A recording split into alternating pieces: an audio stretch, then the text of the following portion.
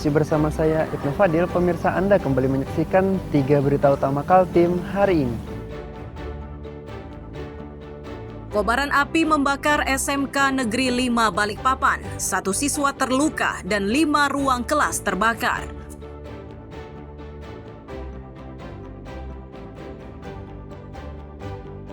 Polisi membekuk otak penembakan seorang pria di Samarinda, peran pelaku sebagai penghubung juru tembak.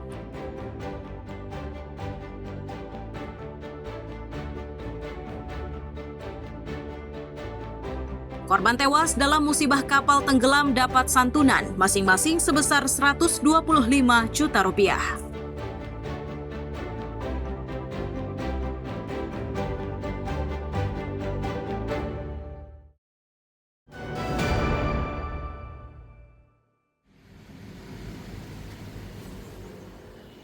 Penyerahan santunan untuk korban kecelakaan laut KMP Muhlisa ini dilakukan oleh Gubernur Kaltim.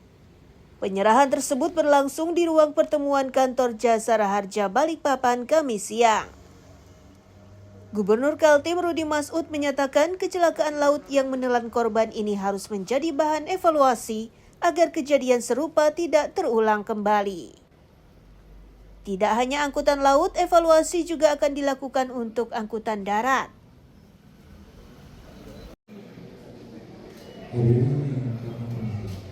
Ini sekali lagi menjadi evaluasi kita semuanya untuk memperbaiki. Kita harus mawas diri kaitan dengan kegiatan sarana prasarana, khususnya adalah transportasi publik, baik itu di darat, di laut maupun di udara.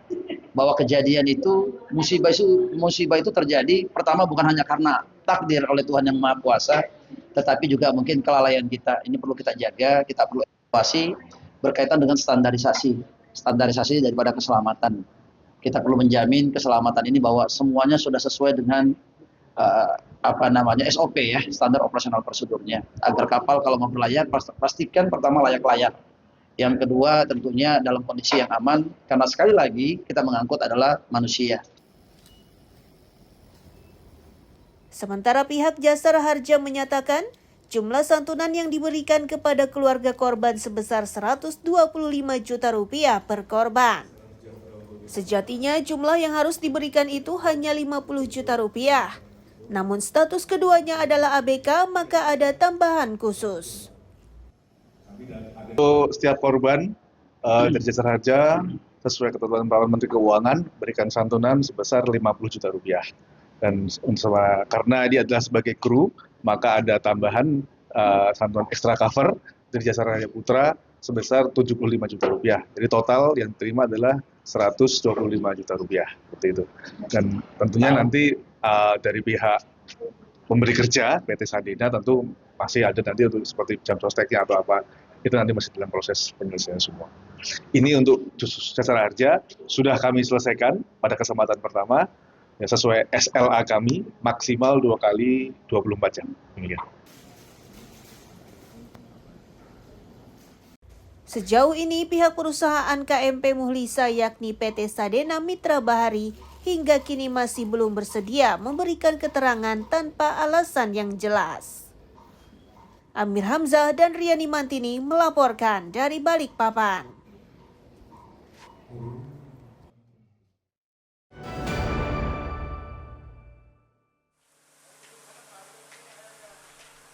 Petugas gabungan mulai dari BPBD, Dinas Pemadam Kebakaran, dan DPUPR Kota Samarinda, dan sejumlah relawan dikerahkan ke lokasi banjir di Jalan Suryanata, Bukit Pinang, Samarinda Ulu.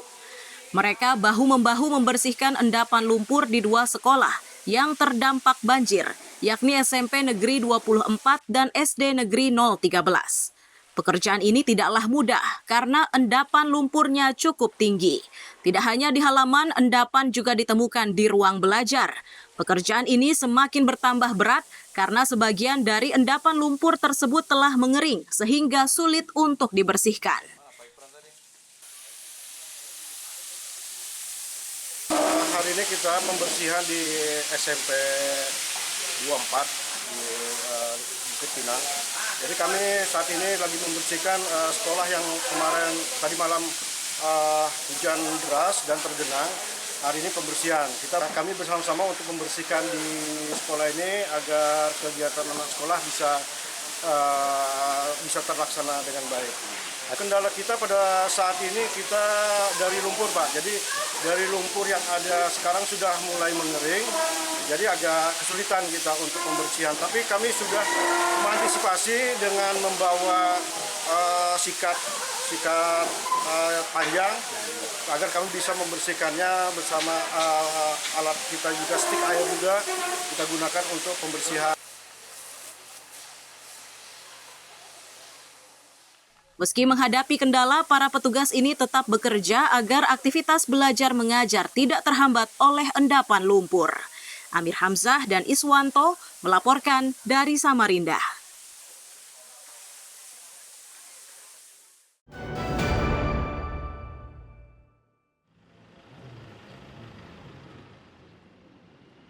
Upaya untuk mendapatkan keadilan terkait lahan miliknya, sejumlah petani sawit di Busang, Kutai Timur ini mencoba mendatangi pakar hukum di Kalimantan Timur. Salah satunya adalah Laden Mering. Kepada advokat dan konsultan hukum, para petani menceritakan kondisi yang dihadapi saat ini. Para petani masih berupaya untuk memiliki lahan pertanian sepenuhnya usai diklaim milik koperasi. Tidak itu saja, pihak koperasi pun disebut telah menjual lahan tersebut ke pihak lainnya. Konsultan hukum ini menilai tindakan mengibahkan lahan petani ke pihak lainnya dinilai salah. Menurutnya, para pelaku juga berpotensi ditindak secara pidana karena mengalihkan lahan milik petani. Tapi secara umum perbuatan mengibahkan tanah kelompok tani itu salah menurut hukum. Malah orang itu bisa dikena pidana menjual tanah orang. Kita tak setuju. Itu tanah kelompok tani kok dijual tanpa persetujuan orang-orang itu. Jadi pelanggaran berat itu Pak ya? Ya, menjual barang yang bukan haknya. Betul itu ya. Oke. Sebelumnya, Bupati Kutai Timur telah mengeluarkan surat edaran pada tanggal 2 Juli 2024. Isi dari surat tersebut adalah meminta 2 kepala desa di Kecamatan Busang agar mencabut surat hibah lahan milik petani. Amir Hamzah dan tim liputan melaporkan dari Kutai Timur.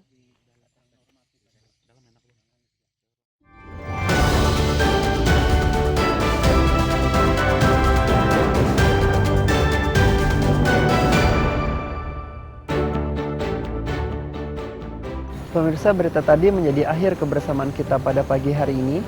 Saya Ibnu Fadil dan tim redaksi pamit undur diri. Selamat pagi, salam sejahtera, dan sampai jumpa.